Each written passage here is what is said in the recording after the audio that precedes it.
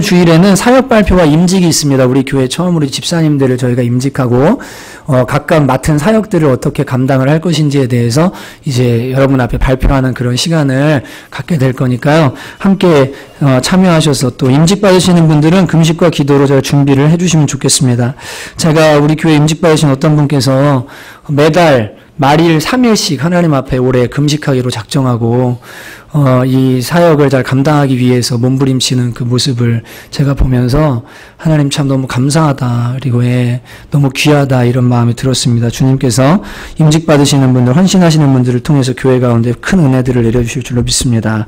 17일날 목장 리더들 다 임직하고 그 다음에 24일날부터 장면 목장이 개강이 됩니다. 그래서 여러분 참여해 주시고요. 중창단 지원해 주시고요.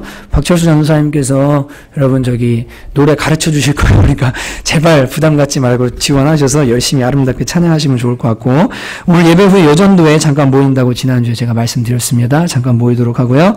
그리고 간사 임명이 있는데요. 30분에 제가 오라고 그랬는데, 윤재 간사님 잠깐 가서 좀 오라고 좀 얘기 좀 해주세요. 네. 김장미 자매님 아시죠?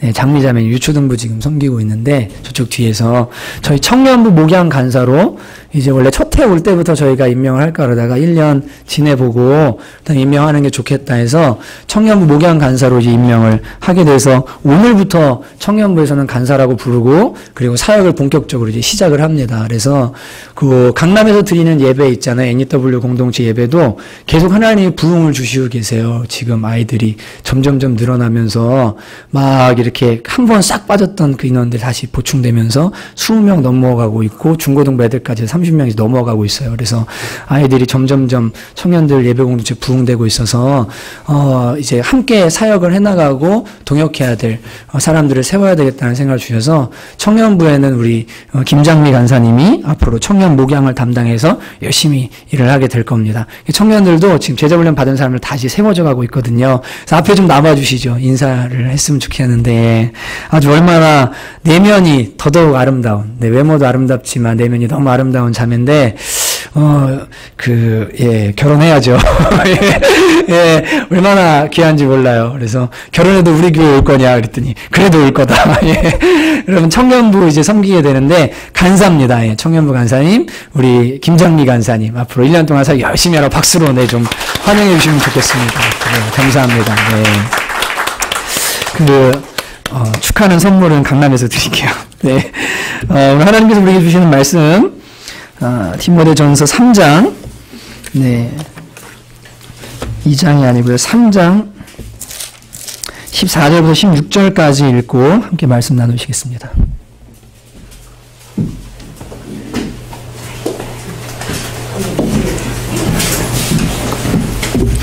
디모데전서 3장 14절부터 16절, 신약성경 338페이지입니다. 짧기 때문에 함께 합독하도록 하겠습니다. 함께 읽습니다. 시작. 내가 속히 내게 가기를 바라나 이것을 내게 쓰는 것은 만일 내가 지체하면 너로 하여금 하나님의 집에서 어떻게 행하여야 할지를 알게 하려 함이니, 이 집은 살아계신 하나님의 교회요 진리의 기둥과 터니라. 크도다 경건의 비밀이여 그렇지 않다 하느니 없도다. 그는 육신으로 나타난 바 되시고 영으로 의롭다 하심을 받으시고 천사들에게 보이시고 만국에서 전파되시고 세상에서 믿음 받으시고 영광 가운데서 올려지셨느니라. 아멘. 오늘 디모데전서 강의 3장을 함께 말씀을 나누도록 하겠습니다. 제키 칼렌이라는 분이 그 승자처럼 생각하고 승자처럼 행동하라라는 책을 썼습니다.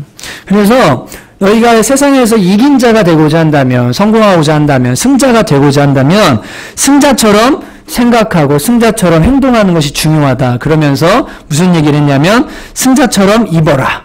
그리고 승자처럼 행동하라. 승자처럼 일해라. 이런 얘기를 했습니다. 그럼 그 책에 보면 86페이지인가에 그 사람들에게 믿음을 주려면 어떻게 행동해야 되는가라는 부분이 나오는데, 거기에 이런 내용이 나옵니다. 첫 번째는 진지하라. 심각한 상황에서 자꾸 말장난해대고 농담하고 그러면 진지함이 떨어지잖아요. 지금 심각한데 자꾸 농담하고 웃기려고 들고 이러면 인정받지 못한다는 거예요. 이게 믿음을 못 준다는 겁니다. 두 번째는 때나 장소를 가려서 옷을 입어라 이렇게 얘기를 해줍니다. 사람이 장소와 때에 맞게 격식에 맞게 옷을 입어야 믿음을 줄 수 있다. 여러분 제가 지난 우리 금토 이제 다른 교회 집회를 갔잖아요. 청년 찬양팀이랑요. 근데 갔을 때 거긴 청년 집회에서 제가 뭐 했냐면 이렇게 넥타이 매고 정장을 안 하고 청바지에 그리고 검정색 가디건을 입고 갔어요. 목사님도 좋아하시고 청년들도 좋아하고 마치 큰형님이 와서 얘기해 주는 것처럼 마음이 열리는 거예요. 때와 장소에 맞게 뭐 하냐면 격식에 맞게 옷을 입어라. 그래야 믿음을 줄 수 있다라고 이렇게 말합니다. 세 번째는 상황에 집중해라. 일을 할 때 윗사람을 대할 때 가급적이면 말을 짧게 하고 핵심만 전달해라. 왜냐하면 장황하게 막 이렇게 산만하게 하지 말고 지금 그 일어나는 상황에 뭐 하냐면 집중하는 사람이 돼야 이 사람이 인정받고 믿음을 줄 수 있다. 그 네 번째는 싸움을 두려워하지 말아라. 이게 옳다는 확신이 있다면 싸워서라도 어떻게 하냐면 프로답게 규칙대로 싸워서 옳은 것을 쟁취해내라는 거예요. 이렇게 할 때 어떻게 하냐면 사람들에게 믿음을 줄 수 있고 인정받는 사람이 될 수 있다. 승자가 될 수 있다라고 말합니다. 여러분 교회에서는 과연 어떨까요? 교회 역시 사람이 모이는 곳이기 때문에 똑같은 원리가 적용이 됩니다. 어떤 사람이 가령 자신은 믿음이 있고 영적으로 많이 성장한 사람이라고 말하고 또 자신에 대한 평가는 고상하고 집사나 권사나 장로나 목사나 무슨 직분을 받았다고 치자고요. 그런데 직분을 받은 사람이요, 교회라는 장소, 교회라는 공동체가 모이는 시간에 어울리지 않는 말과 행동들을 합니다. 목장에 모였는데 음담패설을 나누고요. 목장 모임에서 누군가 막 지금 심각하게 울면서 자기 문제를 내놓고 막 기도해달라고 하는데 시시끌렁한 농담이나 하고 그냥 재미나 추구하고 여러분 또 복장도 막 그냥 아무렇게나 입고 다니고 다른 사람의 아픔에 대해서 심각하게 고민을 해주지 않고요. 그걸 농담거리로 여기서 쉽게 말해버리고 진리가 아님에도 불구하고 옳은 일에 대해서 싸워야 됨에도 불구하고 옳지 않은 것에 대해서 괜찮다고 말하고 무조건 수용해주고 하면 여러분 교회라는 공동체 안에서도 그런 사람은 인정받기가 힘든 거예요. 사람에게 인정은 둘째치고 하나님이 보실 때 그 사람을 인정하실 수가 없는 것입니다.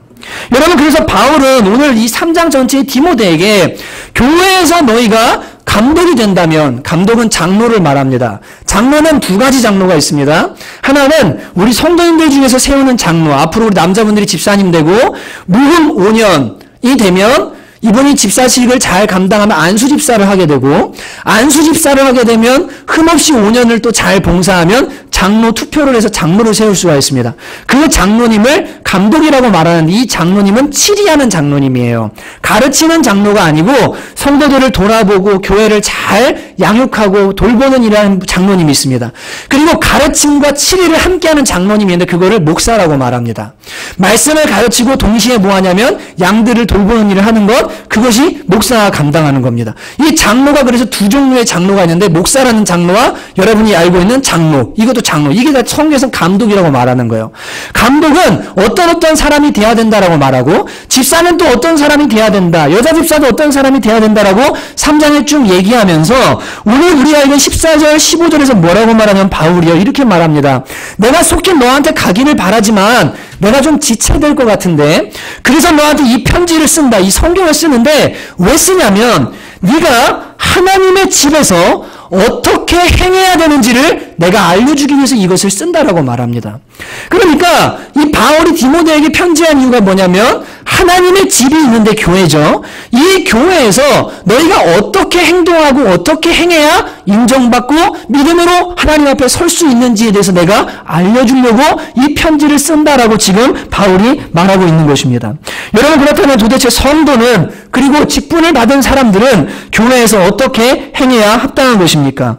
그것은 교회가 무엇이고 교회가 어떤 곳인지를 알게 되면 자연스럽게 습득하게 되어지는 겁니다. 아, 교회는 이런 곳이구나. 아, 교회는 이런 곳이구나. 이렇게 해야 되는구나를 교회에 대해서 잘 알면 자연스럽게 내가 어떻게 행해야 되는지를 알게 되는 거예요. 여러분이 학교를 알면 학교에서는 뭐 하죠? 공부하면 되죠. 그죠?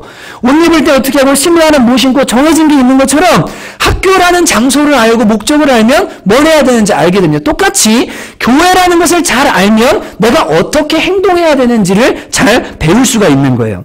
오늘 본문은 교회를 가리켜서 하나님의 집이라고 표현하고 있고 이 집은 동시에 진리의 기둥과 터다라고 이렇게 말하고 있습니다. 이거를 한 문장으로 요약하면 살아계신 하나님의 교회는 집이고 하나님의 집이고 진리의 기둥과 터다라고 이렇게 말하는 겁니다. 다시 살아계신 하나님의 교회는 하나님의 집이고 진리의 기둥과 터가 된다라고 이렇게 말하고 있습니다. 이제 이 부분을 놓고 이 한 구절의 말씀을 놓고 교회가 도대체 뭐냐라는 것에 대해서 조금 큰 내용이긴 하지만 여러분과 함께 나누려고 하는 거예요. 여러분 첫 번째로 이 말씀을 통해서 우리가 알게 되는 교회라는 것은 하나님의 소유라는 것을 알게 됩니다. 이 집은 살아계신 하나님의 교회다라고 이렇게 말씀하고 있습니다. 여러분 교회의 주인이 누구십니까? 예수님이십니다. 머리시죠? 에베소서에 교회의 주인 하나님이십니다. 교회 목사 겁니까? 아닙니다. 성도 겁니까? 아닙니다. 헌금 많이 하는 사람 겁니까? 아닙니다. 교회 오래 나온 사람 겁니까? 아닙니다. 장로 겁니까? 아닙니다. 교회는 하나님 겁니다. 하나님의 소유예요. 여러분 분명히 교회는 살아계신 하나님의 집이라고 말하고 있습니다. 여러분 교회라는 말은 에클레시아라는 말인데 세상으로부터 뭐 했냐면 불러낸 사람들의 모임이라는 말이에요. 그래서 하나님께서 어떤 사람들을 세상으로부터 불러내어서 세상과는 너희는 다른 존재다. 내가 너희를 구별했다. 라고 그렇게 분리시켰다라고 불러서 모인 사람들의 모임이 뭐냐면 그것을 교회라고 말하는 겁니다. 그래서 이 교회는 누구의 것이냐면 하나님이 불렀기 때문에 하나님의 것인 거예요. 이거는 그 누구 어떤 사람의 것이나 조직의 것이 아니라 오직 예수님께 속했고 하나님의 소유라는 것을 여러분과 제가 믿으셔야 될 줄로 믿습니다. 그러면 이게 왜 중요하냐면요. 여러분 단순히 교회가 세상으로 불러냈대. 우리를 부르셨대. 그래서 세상과 다른 존재래. 라고 해서 도덕적으로 매우 뛰어나고 달라야만 교회가 하나님의 소유라는 말이 아닙니다. 여러분 우리가 결혼할 때 보면 남편을 아내를 막 이렇게 분석을 해가지고 보니까 얘는 가정생활에서 치우고 뭐 이렇게 하는 거는 90점 돈 벌어오는 거는 70점 그리고 성격은 60점 매겨가지고 평점 낸 다음에 얘는 흠이 이렇게 있지만 그래도 내가 좀 괜찮은 사람이니까 내가 한번 살아보겠다. 여러분 이렇게 해가지고 결혼하지 않습니다. 똑같아요. 하나님께서 여러분과 저를 부르실 때요. 우리 안에 흠이 있냐 없냐, 얘가 성격에 문제가 있냐 없냐, 상처가 많냐, 무슨 뭐 과거가 어떻냐, 이런 걸 주님이 다 따져본 다음에요. 너는 내가 구별해서 불러서 교회라고 불러도 괜찮겠다라고 부르신 게 전혀 아닙니다. 그냥 죄인인 모습 그대로, 흠 있는 모습 그대로, 문제 있는 모습 그대로, 여전히 거짓말하는 모습 그대로 뭐 하셨냐면 주님이 부르신 거예요. 하나님이 부르신 겁니다. 그래서 뭐라고 하냐면 너는 내 소유라고 말씀하시는 거예요. 넌 내 거라고 말하는 거. 이게 교회라는 겁니다. 여러분 이사야 43장 1절에 보면 야곱아 너를 창조하신 여호와께서 이제 말씀하시느니라. 이스라엘아 너를 지으시니라 말씀하시냐. 너는 두려워하지 말라. 내가 너를 구속하였고 내가 너를 지명하여 불렀나니 너는 내 것이라고 주님이 말씀하십니다. 히터 좀 꺼주셔도 될까요? 좀 덜 추우시면. 네, 바람이 계속 와서. 그래서 바울 사도가 사전 20장 28절에 뭐라고 하냐면요. 여러분은 자기를 위하여 또는 온 양떼를 위하여 삼가라. 성령이 그들 가운데 여러분을 감독자로 삼고, 잘 들어보세요. 하나님이 자기 피로 사신 교회를 돌보게 하셨느니라 라고 이렇게 말씀하십니다. 하나님이 교회를 뭘로 사셨냐면 자기 피로 사셨대요. 여러분 보세요. 십자가에서 피는 누가 흘리셨습니까?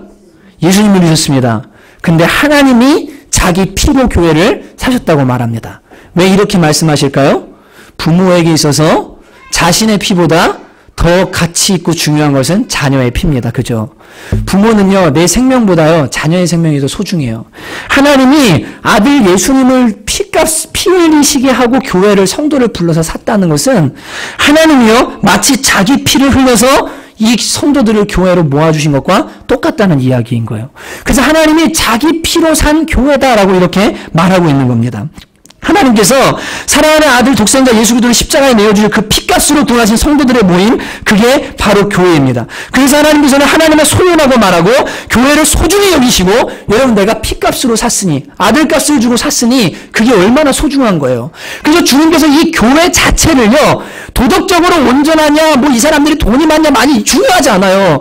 그냥 예수님의 피값으로 샀기 때문에 존재 자체가 하나님께 뭐한 거냐면 소중하고 귀하고 아름다운 거예요.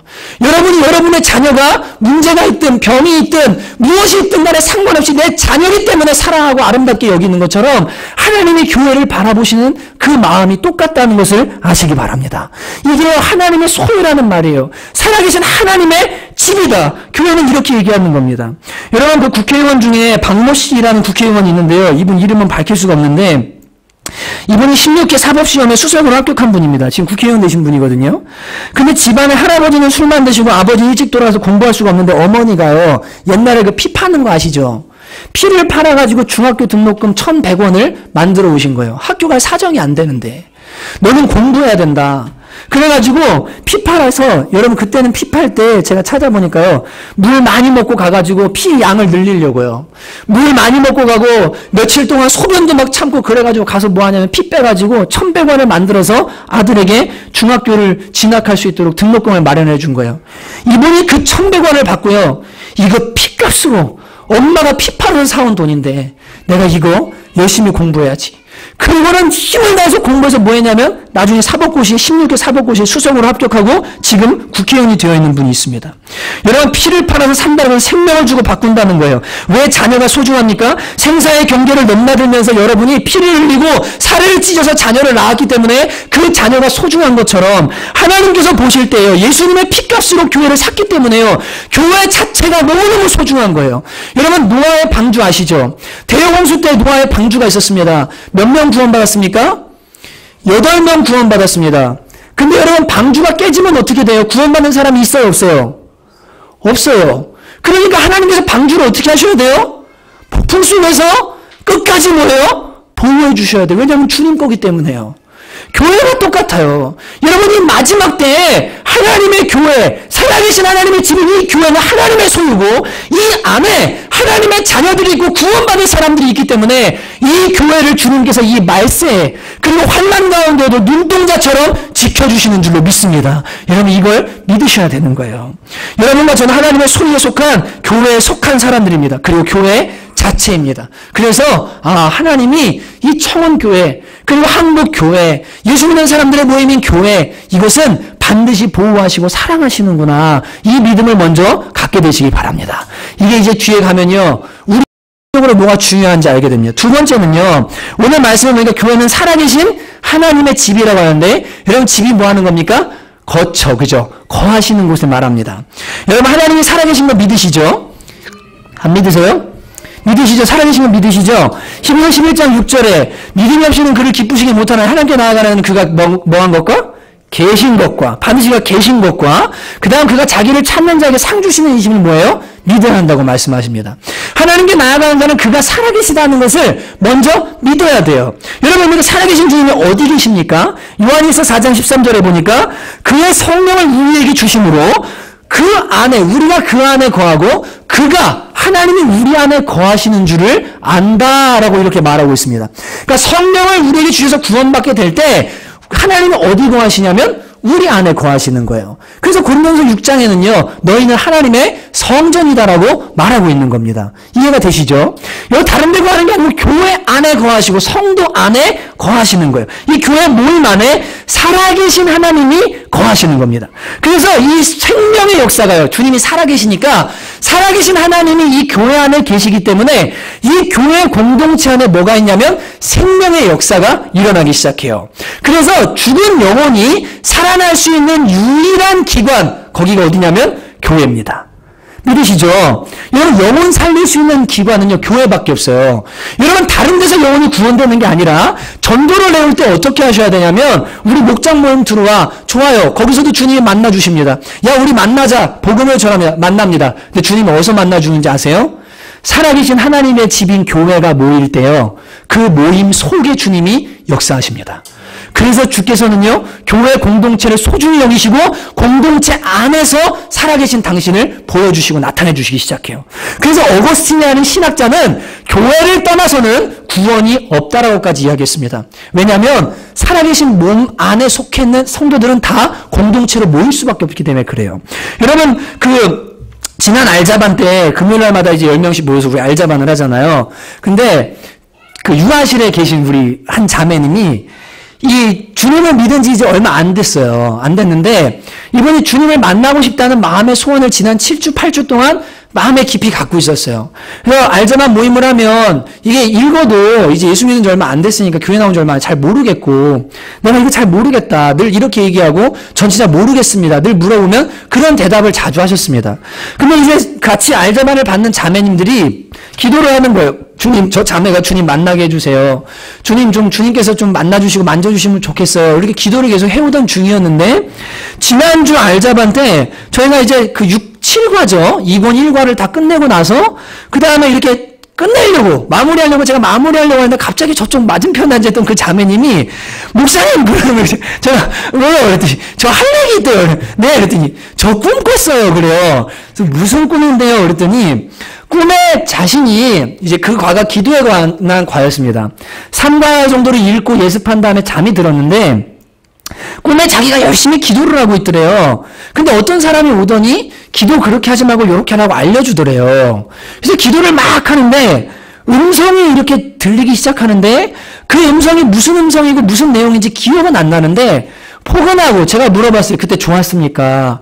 너무 포근하고 따뜻한 그런 음성이 막 들리던 차에 그 기도의 끝에 정말 환하고 너무너무 빛나는 십자가가요, 눈앞에 딱 보이더라는 거예요. 그리고는 꿈이 딱 깼는데요. 근데 이 자매님이 얘기하는데 제가 너무 귀여우셔가지고 이게 뭐라면, 근데 이게 제가 그 기도에 대한 부분을 읽고 자가지고 이런 꿈을 꾼 거 아닌가요? 근데 이렇게 말을 하면서도 한편으로는 의심에 대한 얘기를 하면서도 뭐 하냐면 두 눈은 계속 울고 있어요. 여기 같이 계시는 분들이 아시거든요. 두 눈은 계속 울고 있어요. 꿈에 하나님이 나를 만나주셨구나. 하나님이 살아계시다는 것을 나에게 보여주셨구나. 그래서 이 말로는 혹시 그런 거 아닌가요? 라고 하지만 눈은 뭐 하냐면 영혼과 눈은요 막 울고 있는 거예요. 여러분, 교회라는 곳에는요 살아계신 하나님이 거하시는 공동체이기 때문에 이곳에 뭐 하냐면 그 살아계신 주님이 다니시면서 역사하시기 시작합니다. 그래서 예수님은 마태복음 18장 19절 20절에 그러므로 내가 진실로 너희에게 이르노니 너희 중에 두 사람이 합심하여 무엇인지 구하면 내 아버지께서 그것을 들어주실 것이고 두세 사람이 내 이름으로 모인 곳에 나도 그들 가운데 있겠다고 주님께서 약속해 주신 거예요. 여러분, 그래서 이 말세가 올수록 히브리서 기자는 권면합니다. 모이기를 패하는 어떤 사람들의 습관과 같이 하지 말고 오직 권하여 그날이 가까움을 볼수록 더욱 힘써서 모여라. 왜냐하면 공동체가 살아계신 하나님의 임재가 있는 하나님의 집이기 때문에 모이기 시작할 때 그곳에 하나님의 살아계신 역사가 나타나기 때문입니다. 사랑하는 성도 여러분, 주님은 살아계십니다. 그리고 일하십니다. 근데 언제 일하시냐면요, 모여서 기도하고 합심해서 예배하고 하나님을 만날 때 그때 주님이 역사하시는 거예요. 여러분, 진짜로 하나님을 만나고 싶고 그분의 생명 역사를 느끼고 싶다면 공동체로 모이기를 힘쓰는 저와 여러분 되시기를 주님의 이름으로 축복합니다. 모여서 함께 살아계신 하나님께 기도하기 시작할 때 하나님의 생명의 역사가 우리 가운데 충만하게 일어나게 될 줄로 믿습니다. 여러분, 세 번째로 교회는 하나님의 집이라고 말하는데 이 집이라는 단어 안에는요, 여기 헬라어로는 오이코스라는 말인데 이게 가족이라는 말입니다. 사실은 영어 성경에서는 이 집을 하우스홀드, 가정이라는 말로 번역했어요. 집도 건물도 있고 그 안에 사람들도 있는 그거죠. 그 우리가 가정이라고 말하잖아요. 그래서 하나님의 집이다 할 때 세 번째 이 의미는 뭐냐면 교회는 하나님의 가족이라는 말입니다. 그래서 에베소서 2장 19절에 그러므로 이제부터 너희는 외인도 아니고 나그네도 아니고 오직 성도들과 동일한 시민이요 그 다음에 하나님의 권속이다, 가족이다 라고 이렇게 말하고 있는 것을 보게 됩니다. 여러분, 흔히 가족이라는 것을 우리가 무슨 공동체라고 표현합니까? 혈연 공동체라고 말합니다. 피로 맺어진 공동체가 바로 가족이다라고 이렇게 말합니다. 근데 그리스도인들은요, 두 가지로 인해서 한 가족이 돼요.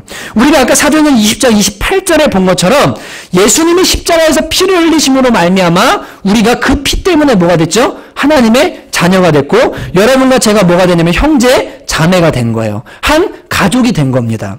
그리고 두 번째가 있는데 그게 뭐냐면 예수님이 나를 피값으로 하나님이 나를 피값으로 샀다는 것을 아는 사람은 이제 내 주인이 바뀌었고 나의 아버지가 바뀌었기 때문에 그분의 말씀대로 순종하면서 살기로 결단하거든요. 그래서 말씀을 따라 사느라 피 흘리는 삶을 살게 됩니다. 그래서 예수님은 뭐라고 하셨냐면 마태복음 12장 50절에 누구든지 하늘에 계신 내 아버지의 뜻대로 행하는 자라야 내 형제요 자매요 어머니다라고 말씀하셨습니다. 그러니까 예수님의 보혈로 우리가 하나 된 가족이지만 이 가족들 안에 반드시 나타나야 되는 또 하나의 가족이라는 증거가 있는데 그게 뭐냐면 하나님의 뜻대로 행하는 거예요. 이해가 되시죠?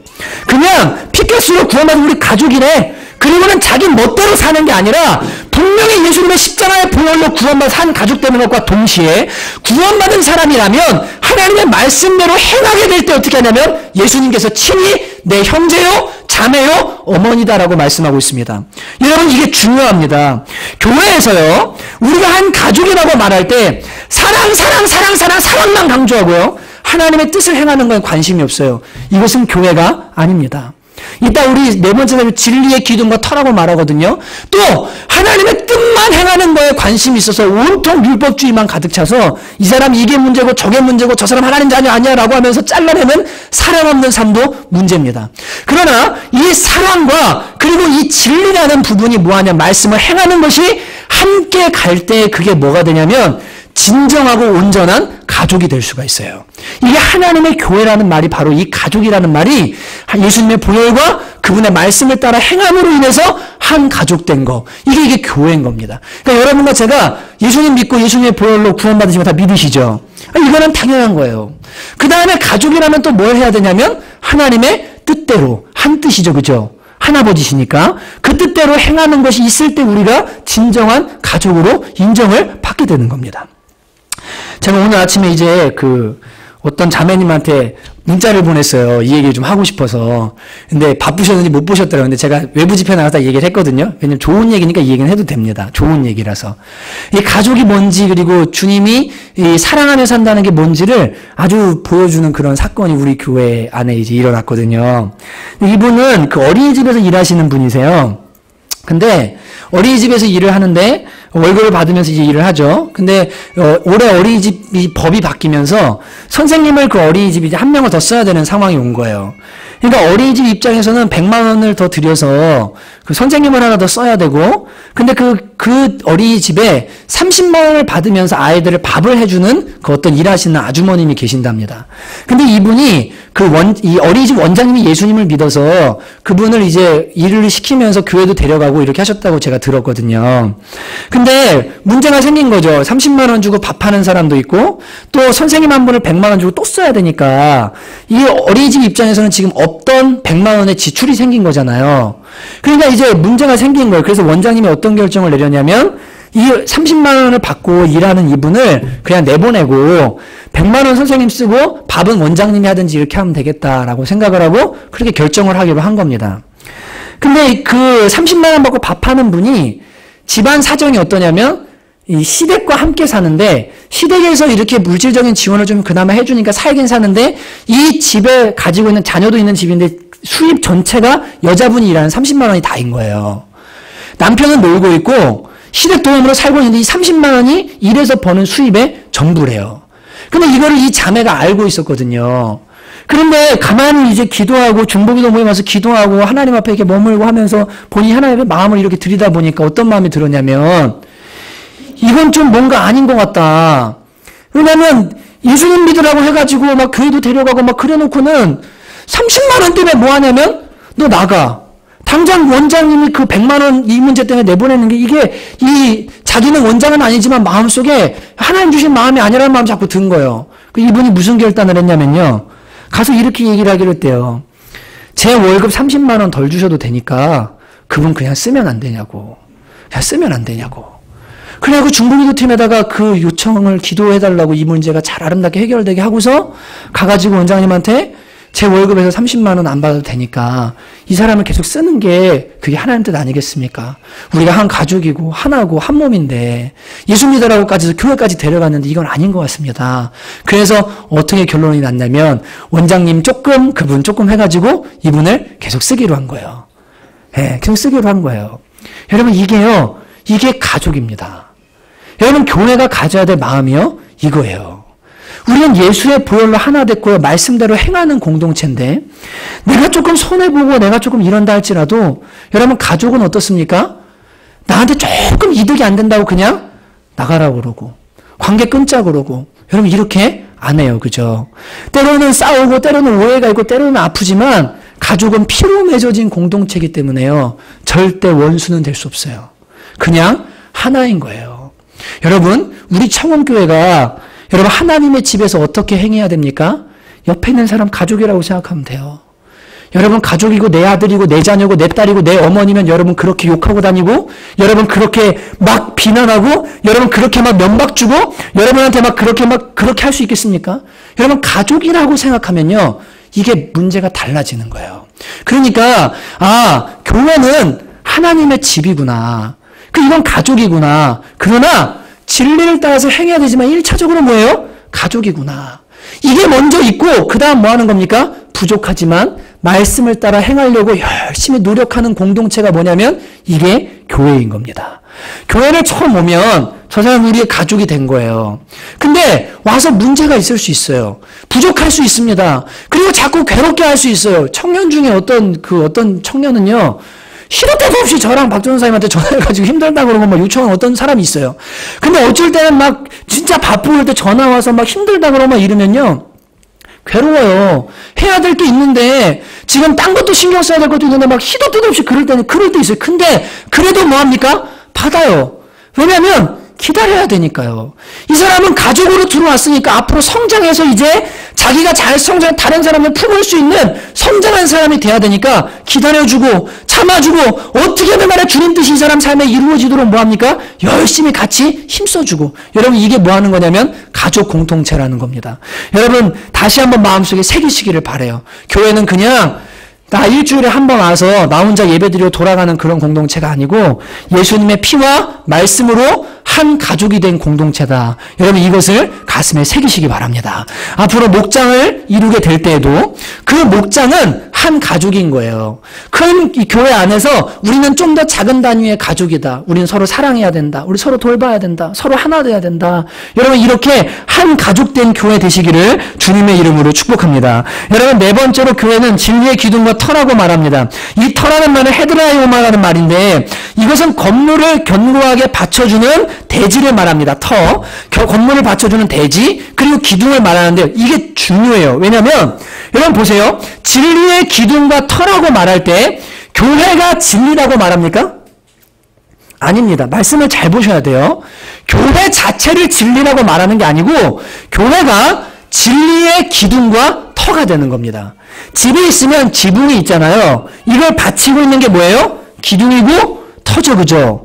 그래서 교회는 진리 자체는 아니지만 진리를 받치고 있는 기둥과 터가 된다는 거예요. 이게 매우 중요한 건데 왜냐하면 교회 자체를 우상화하게 되면 교회가 진리 자체이기 때문에 목사나 장로나 권사나 임직자나 교회 성도나 저 사람은 거짓말해. 왜 저래? 왜 이래? 교회는 진리라며. 교회는 문제가 있는 것 같아. 여러분들 성경 어디에도 교회는 진리라고 말하는 곳이 없어요. 진리의 기둥과 터라고 말합니다. 무슨 말인지 이해가 되시죠? 교회는요, 용서받은 죄인들이 모인 곳이고 세상은 용서받지 않은 죄인들이 모인대요. 다 죄인이에요. 그죠? 그러니까 죄인들이 모여 있으니 용서만 받았을 뿐이지 아직 죄인이나 다름없는데 변화되어지는 과정에 있는데 문제가 있겠습니까? 없겠습니까? 당연히 있습니다. 있어요. 근데 여러분 여기에 중요한 게 뭐냐면 여기 나오는 진리의 기둥과 터라고 할 때 여러분은 진리라고 말할 때 진리가 뭐라고 생각하십니까? 교회가 바치고 있어야 될 진리 있잖아요. 이게 뭐라고 생각하세요? 교회는 기둥이고 터인데 이 진리가 뭐라고 생각하세요? 이게 문제예요. 이게 분별이 안 되면 교회가 혼란스러운 거예요. 어떤 사람은 도덕이 진리라고 생각합니다. 그래서 교회는 도덕성이 뛰어나야 돼. 맞아요. 근데 죄인들이 모이기 때문에 문제가 없을 수 없거든요. 근데 무슨 문제만 생기면 무슨 교회가 이래, 무슨 교회가 이래. 여러분, 교회는 어디나 다 문제가 있습니다. 왜냐하면 진리 자체가 아니고 교회는 도덕성이 진리가 아니기 때문에 그래요. 어차피 죄인들이 모여서 문제가 일어나는 거예요. 여러분, 선한 일을 많이 하는 거 그게 진리입니까? 다수결이 진리입니까? 아닙니다. 성경은 진리를 뭐라고 말합니까? 요한복음 17장 17절에 그들을 진리로 거룩하게 하옵소서. 아버지의 말씀은 진리니이다. 하나님의 말씀이 진리입니다. 여러분, 교회는 뭘 가진 공동체냐면 도덕성이 탁월해서가 아니고 하나님의 말씀을 가졌기 때문에 진리를 바치고 있는 공동체인 거예요. 예수님 뭐라고 하십니까? 내가 곧 길이요 진리요 나로 말미암아 죽은 아버지께로 올 자가 없다. 우리는 예수라는 진리를 가졌기 때문에 교회인 것이지 도덕적으로 완전하기 때문에 교회인 것은 아닙니다. 성령이 너희를 모든 진리 가운데로 이끌어 주실 것이다. 성령님이 이끌어 주시는 것이 진리입니다. 여러분, 우리는요, 우리가 가진 진리라는 것은요, 세상이 말하는 다수결, 세상이 볼 때 이게 좋은 것 같다, 도덕적으로 이게 맞는 것 같다, 이런 것이 진리가 아니고요, 하나님의 말씀, 그리고 예수님, 구원의 길인 예수님, 그 성령의 인도하심을 받아서 내린 결론들이 있죠. 이 모든 것이 다 진리인 거예요. 여러분, 문제는 뭡니까? 교회는 기둥과 터로서 이 진리를 바치고 있습니다. 하나님의 말씀, 그 말씀의 기준, 그리고 예수 그리스도, 그리고 성령님의 인도하심, 이런 거 다 이제 바치고 있는데요. 이 무게가요, 문제는 무거워요. 이 진리의 무게가.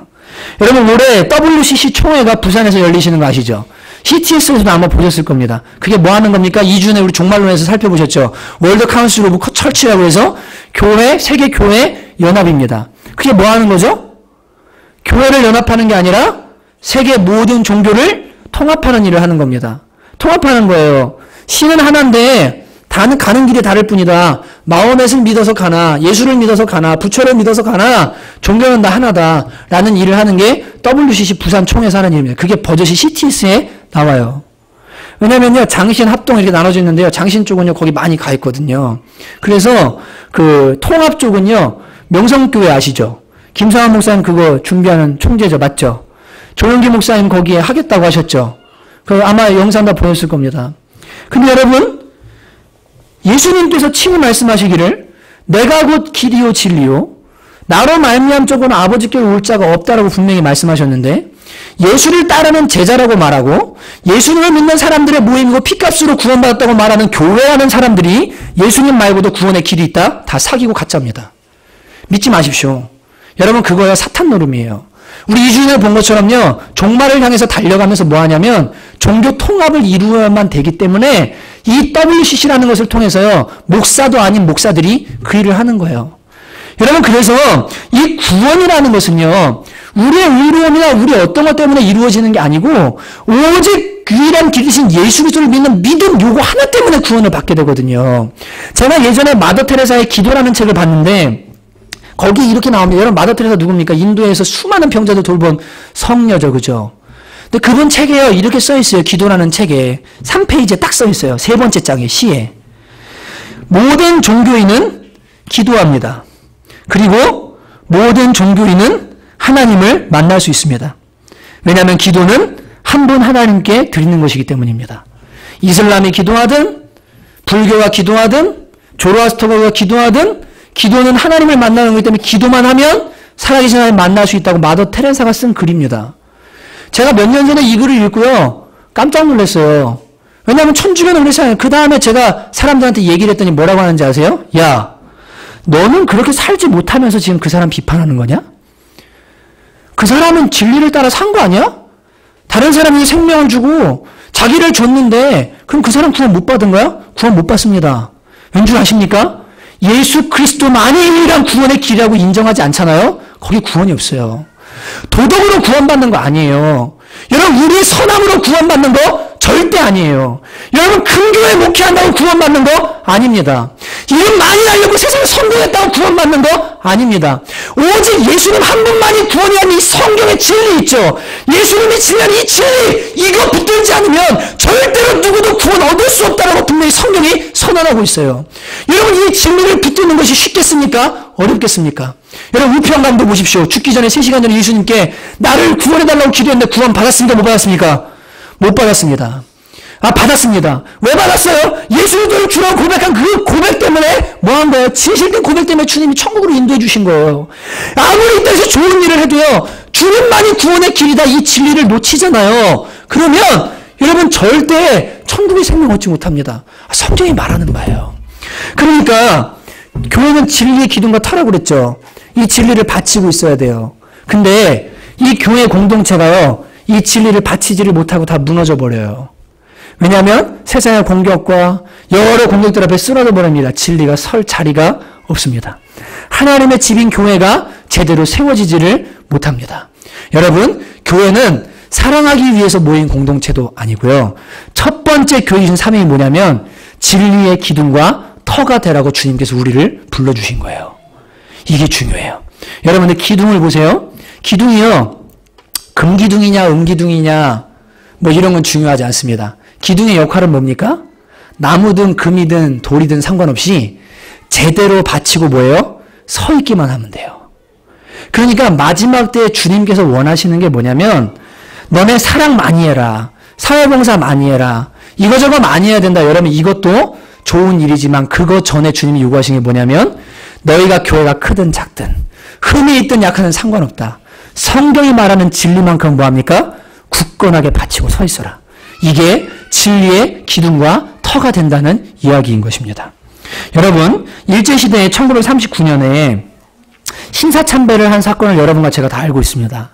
그때 장로교 그리고 감리교, 장감성 세 교단이 다 모여서 성결교단 싹 모여서 신사참배는 우상숭배가 아니고 국가에 대한 의례이기 때문에 행해도 괜찮습니다. 라고 경찰들이 보는 앞에서 땅땅땅 해서 결의를 하고요. 그 다음에 예배를 드릴 때 뭐 했냐면 교회 한쪽에다가 신도를 만들어 놨어요. 그리고 신도 앞에다가 다 함께 절을 하고 황제를 섬기는 거죠. 일본 천황을 절을 하고 그 다음에 하나님 앞에 예배를 드렸어요. 여러분 그런 내용들을 들어보셨을 겁니다. 그때 모든 교회가 다 이건 죄가 아니다라고 말하고요. 심지어 감리교단에서는 전투기 세대값을 헌금을 해서 모금을 해서 일본 군대에게 그 헌금으로, 여러분 그 헌금이 사람 죽이는 데 쓰라고 주신 헌금인가요? 그 헌금 가지고 모금해서 갖다 줬어요. 전투기 사라고, 전쟁 이기라고. 예, 일본이 아시아를 통해야 우리 잘 살 수 있다고 그 교회가 그 짓을 했습니다. 여러분 그때 주기철 목사님 같은 분, 손양원 목사님 같은 분들은요, 일사각오라는 말 들어보셨죠? 죽기로 결정하고 뭐 했냐면 진리를 지키기도 결단하고요. 자신을 진리의 기둥과 터로 굳건하게 하나님 앞에 드렸어요. 그런 분들 때문에 지금 한국교회가 살아있는 겁니다. 주기철 목사님 뭐라고 말했냐면요. 공산주의자는 내세를 믿지 않습니다. 그죠? 유물사상은 내세를 믿지 않아요. 인간은 그냥 흙이 되면 그냥 없어지는 거다라고 가르칩니다. 근데 주기철 목사님 뭐라고 말하냐면 공산주의자도 자신의 신령을 위해서 생명을 바치고 전쟁하고 그러는데 내세를 믿는, 천국이 있다는 것을 믿는 우리 그리스도인들이 어떻게 이 진리를 위해서 자기의 생명을 안 던질 수가 있느냐. 영원하지 않은 것과 영원한 것을 어떻게 바꿀 수 있냐. 그리고는 천국의 상급을 위해서 뭐 했냐면 이 진리를 위해서요. 자기 생명을 하나님 앞에 드렸습니다. 여러분, 교회는요. 다른 거 하라고 부른 게 아니고요. 이 진리를 바치고 서 있으라고 주님께서 불러주신 거예요. 우리가 대선 때도 그랬죠. 동성애 반대. 그죠? 동성애 결혼 합법화 반대. 또 뭐 반대했죠? 낙태 반대. 하나님의 뜻이 아니니까. 예. 왜 그렇게 합니까? 하나님의 말씀이 진리이기 때문에 그 말씀에 나온 대로 뭐예요? 우리가 기둥이 되어서 바치고 서 있어야 되기 때문에 그래요. 여러분, 저는 우리 청운교회가 마지막 때 하나님 앞에 진리의 기둥과 터가 되었으면 좋겠습니다. 여러분과 제가 마지막 때 이제 베리칩 우리 봤죠? 이거 막 다가오고요. 표 안 받으면 매매 활동 못 하게 되고 집도 쫓겨나게 될지도 몰라요. 가스도 못 쓰게 되는 일도 일어날지 몰라요. 근데 하나님의 말씀의 진리를 바치고 서 있는, 복음의 진리를 바치고 서 있는 진리의 기둥과 터가 되기로 딱 작정하고 하나님의 은혜를 구해야 됩니다. 근데 이제 여러분, 이 앞에 나온 하나님의 손으로 살아계신 하나님의 역사가 있는 거, 하나님의 가족, 진리의 기둥과 터, 요 네 가지, 오늘 말씀에 놓은 요 네 가지 교회의 모습들 있잖아요. 이걸요, 제대로 지키고 제대로 하려고 하면 우리에게 필요한 게 딱 하나 있습니다. 그게 뭐냐면 성령입니다. 성령. 예. 왜냐면요, 교회는요, 누가 세우신 거냐면 하나님이 구약 백성들을 인도하셨잖아요. 근데 교회라고 불리는 신약의 교회는 언제 시작됐냐면 오순절날 성령님이 120명의 제자들에게 임하셨을 때 그때부터 뭐 했냐면 교회가 시작됐습니다. 그래서 교회가 시작될 그때 어떤 일이냐면 성령님이 오셔서 각 사람에게 너는 내 거다라고 인을 쳐주시거든요. 넌 내 소유다. 너는 내 거야 라고 주님께서 인을 쳐주세요. 이게 교회가 되는 거예요. 그리고 그 성령께서 오시면 어떤 일이 일어나냐면 하나님의 영이니까 생명의 역사가 막 일어나기 시작해요. 그리고 그분은 성령의 열매, 갈라디아서 5장 22절에 나오는 성령의 열매 첫 번째가 뭐죠? 성령의 열매는, 오직 성령의 열매는 사랑과 희락과 화평과, 앞에 나온 세 가지가 뭐예요? 사랑, 희락, 화평. 첫 번째가 사랑입니다. 그래서 성령님이 오시면 뭐 하냐면요, 우리가 예수님 안에 한 가족이구나 알게 하셔서 자꾸 사랑할 수 있는 마음을 허락해 주세요. 진짜로요. 그리고 성령이 오시면 그분은 진리의 영이기 때문에 진리의 기둥과 터로서 굳건하게 설 수 있도록 우리를 진리 가운데로 이끌어 주십니다. 그래서 교회가 교회되기 위해서 가장 필요한 게 뭐냐면요, 다른 거 아니에요. 돈도 아니고요. 뭐 어떤 다른 게 아니라 이 교회 안에 임하시는 성령님 있잖아요. 이 성령님이 각 사람 속에 그리고 교회 가운데 임하실 때 뭐가 되냐면 하나님의 집이고 살아계신 하나님의 가족이고 그리고 뭐의 진리의 기둥과 터가 되는 역사가 이 성령 받게 될 때 일어나게 되는 겁니다. 여러분 안에 지금 나는 진짜로 성령을 모신 사람인가? 그리고 성령을 느끼고 성령과 동행하고 그분의 인치심을 알고 그분이 부어주시는 마음을 따라서 살고 그분이 부어주시는 진리를 따라서 지금 내가 살아가고 있는가? 여러분 이것을 확인해 보셔야 됩니다. 그래서 구약에 나오는 성막에 보면요, 제사장이 항상 하는 일이 있어요. 그게 뭐냐면 등불이 꺼졌나 안 꺼졌나를 감검하는 일을 누가 하냐면 제사장이 합니다. 그러니까 목회자는 뭐 하는 거냐면요, 저 사람 속에 지금 성령의 불이 있나 없나, 또 그 불이 꺼져가나 아니면 계속 있나, 이거를요 점검해주고 계속 타오르도록 만들어주는 일을 하는 사람이 누구냐면 이 목회자가 하는 일인 거예요. 그리고 교회 직분자가 그 일을 하는 거예요. 권사님, 집사님, 장로님들이 뭐 하는 거냐면 교회 와서 나 장로다 하고 이렇게 있고 나 뭐다 하고 이렇게 있는 게 아니고 열심히 교회 다른 것도 섬기면서 저 사람 영혼에 지금 이 성령의 불이 타오르고 있나, 이게 꺼지진 않았나, 올바른 교회가 돼야 돼. 이거를 점검해주는 일을 누가 하는 거냐면 요 앞에 나오는 감독, 집사, 여자 집사. 이 사람들이 이 일을 하는 거예요. 여러분, 그러니까 오늘 이제 우리가 참여하고 기도할 때 여러분과 제가 뭘 구하셔야 되냐면, 주님, 우리 교회 안에 성령님께서 임하시기 원합니다. 그리고 동시에 주님, 제 마음에 살아계신 성령님이 임재해 계시고 제가 그분을 느끼고 그분과 동행하고 그분의 인도를 받으며 살기 원합니다. 이렇게 될 때 뭐가 되냐면 진짜 교회, 여기 나오는 교회가 되어지거든요. 그래서 우리가 함께 찬양하고 기도하면서 이제 주님의 은혜를 구할 텐데, 여러분 진짜 이 마지막 때에 성령 하나님께 사로잡힌 교회가 되어서 진리의 기둥과 터가 되는 그런 여러분과 제가 되었으면 좋겠습니다. 그래서 마지막 때 주님을 기쁘시게 하고요, 요 구원의 진리를 지켜줘야 돼요. 방주 안으로 사람들이 들어와야 돼요.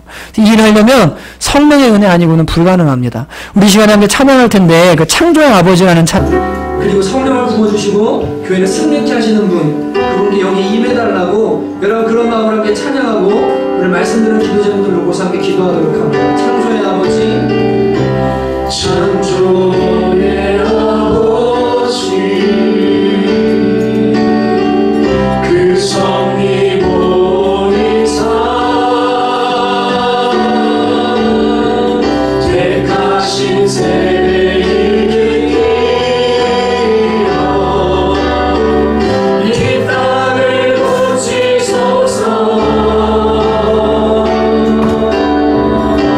주의 그 신을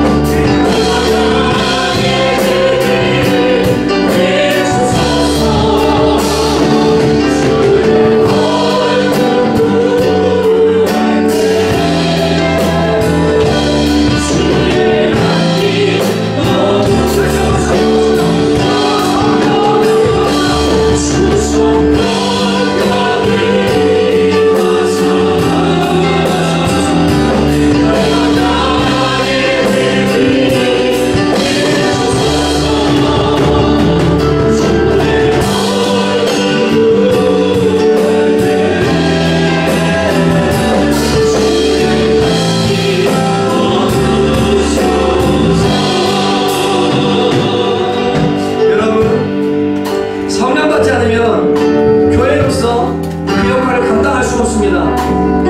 여러분 진짜로 하나님이 살아계시다는 것 믿으십니까?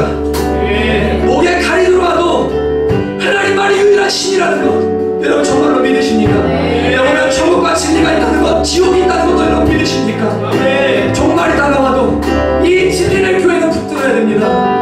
주님, 교회가 도덕적으로 세상보다 낫기 때문에 가치가 있는 것이 아니라 성경이 말하는 이 구원의 길, 예수 그리스도의 진리를 붙들고 있기 때문에 주님, 교회는 진리의 기둥과 터인 줄로 믿습니다. 주님, 저에게 성령을 부어주시고 우리 교회에 성령을 부어주시고 이 마지막 때에 이 진리를 놓치지 않는 진리의 기둥과 터가 되게 달라고 우리의 성령의 충만함을 원하라고 주여 한번 부르짖어 기도하도록 하겠습니다. 성령으로 시간이 바꾸시고 하나님의 살아계시고 하나님의 구원자의 시간을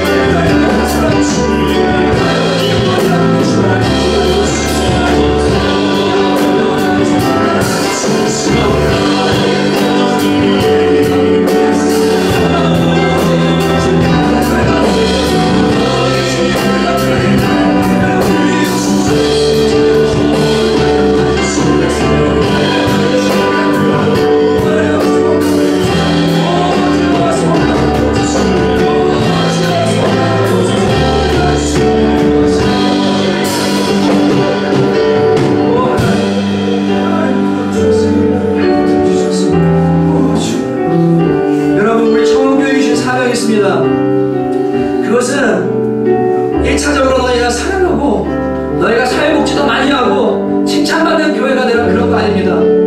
여러분, 어느 시대에 복음을 복음대로 전한 교회가 세상에 환영을 받은 적이 있습니까? 예수만이 구원의 길이라고 이 진리를 붙들면 반드시 핍박이 다가오게 되어 있습니다. 여러분, 우리 청원교회로 부름받은 것, 우리가 함께 주님의 진리의 터와 기둥이 될 수 있다는 것 얼마나 감사한지 모릅니다. 여러분, 이 시간에 한 번 더 기도할 때 하나님, 우리 성남 청원교회가 이 마지막 때에 진리가 흐려지는 이때에 주님 진리의 기둥과 터가 되기를 원하고 주님, 저를 이 교회의 기둥으로 삼아주소서. 저를 터로 삼아주옵소서. 하나님, 제 위에 이 진리를 세워주옵소서. 청원교회를 사용하여 주옵소서. 제가 같이 한번 더 교회를 위해서 간절히 기도하도록 하겠습니다. 하나님 아버지, 그렇습니다.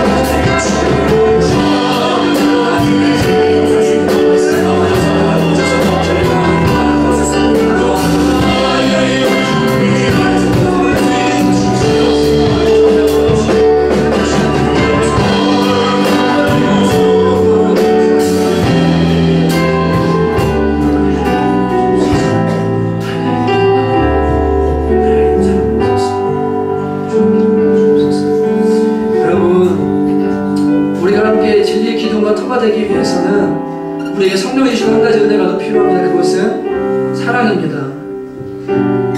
우리가 주님 한 분만, 진리만 바라보고 서로 끈끈하게 하나가 되어서, 여러분, 교회는 완전하지 않아요. 저도 완전하지 않고 여러분도 완전하지 않습니다. 다 문제가 있습니다. 다 다릅니다. 그러나 예수님 한 분 때문에 우리는 그 성령의 사랑으로 하나가 돼서 이 진리를 끝까지 주님 오실 때까지 바치는 기둥들이 돼야 될 줄로 믿습니다. 아멘. 여러분, 우리 아까 부른 찬양 주 안에 우린 하나, 이 찬양도 부를 텐데 먼저는 그냥 먼저 가사를 보고 한번 부르고 그 다음에 이제 정말 주님 우리는 하나입니다. 하나 된 기둥입니다. 하나 된 터입니다. 이런 마음으로 두 번째 부를 때 한 개 더 부를 텐데요. 우리 이 찬양 부르고 한 번 더 좀 간절히 기도하는 시간 갖겠습니다. 함께 찬양합니다. 주 안에 우린 하나. 주 안에 우린 하나, 모습은 달라도 예수님 한 분만 알아내. 사랑과 선행으로, 사랑과 선행으로 서로를 격려해 따스함으로 모든 것 가니 주님 우리 안에 함께 하시니 형제자매의 기쁨과 슬픔 느끼네. 내 안에 있는 주님 모습 보네. 주는 기뻐하시네.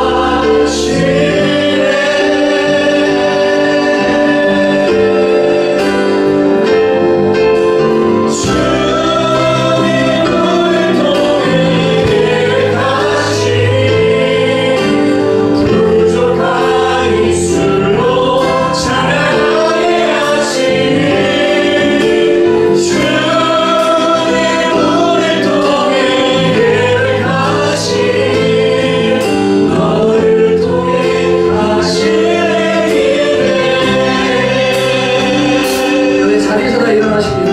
다 일어나시고요. 서로서로를 바라보면서 함께 찬양하는데요. 주 안에 우린 하나, 모습은 달라도 예수님 한 분만 바라봅니다. 우리는 진의 기둥과 터입니다. 그럼 서로 바라보면서 함께 찬양합니다. 주 안에 우린 하나. 주 안에 우리는 서로서로 옆에 바라보면서 함께 모습은 달라도 예수님 한 분만 알아내.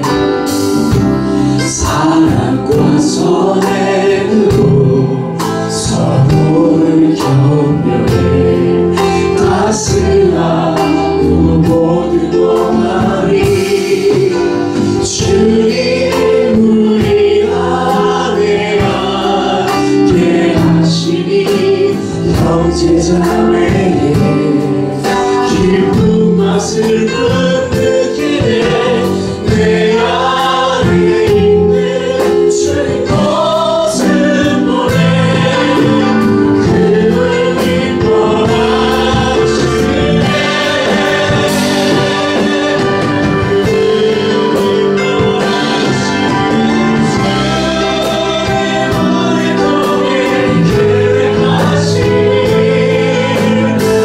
부족한 입술로 찬양하게 하시니 주님 우리 통해 계획하시니 너를 통해 하시니.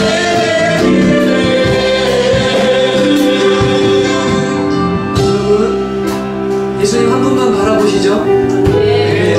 그거면 됩니다. 다른 건 다 문제 안 돼요. 주님 한 분만 바라보는 거면 우리는 한 가족이고 하나의 기둥이 될 줄로 믿습니다.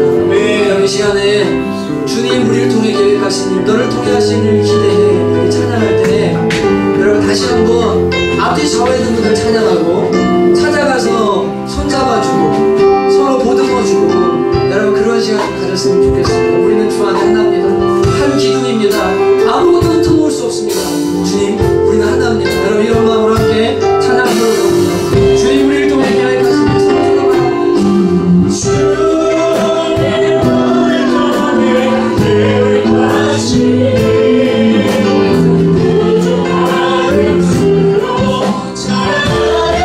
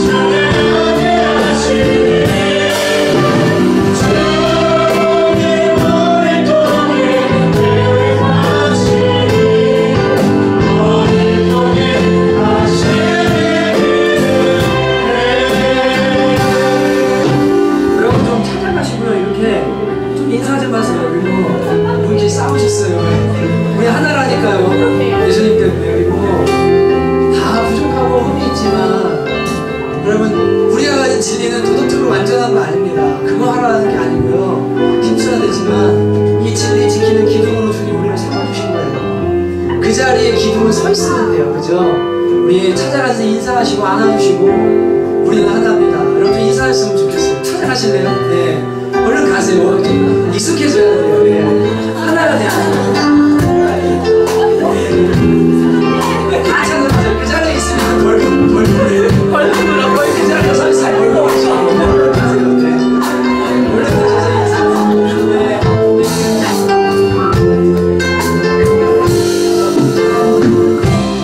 여러분 그대로 손 잡으시고 안아주시고 기도합니다. 여러분 예수 믿고 진리를 지키며 사는 거 되게 힘들어요. 앉지 마시고요. 안아주세요. 앉지 마시고. 혼자 있는 분 있으면 절대 안 돼요. 부모는 떨어지세요. 부모는 떨어지시고 혼자 있으면 절대 안 돼요. 여러분 가서 다 모이세요. 손 잡고 네, 다 모이세요.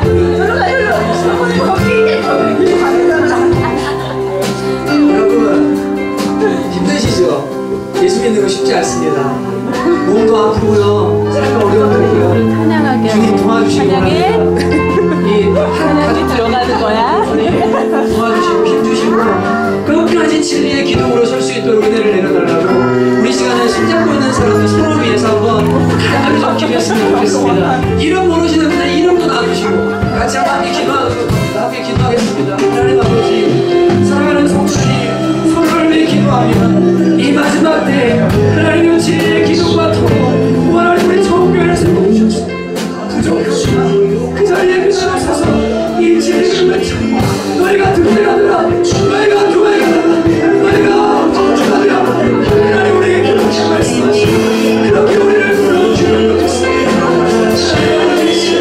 하나님의 말씀하시는 하나님의 불러주라는 것 모든 마음을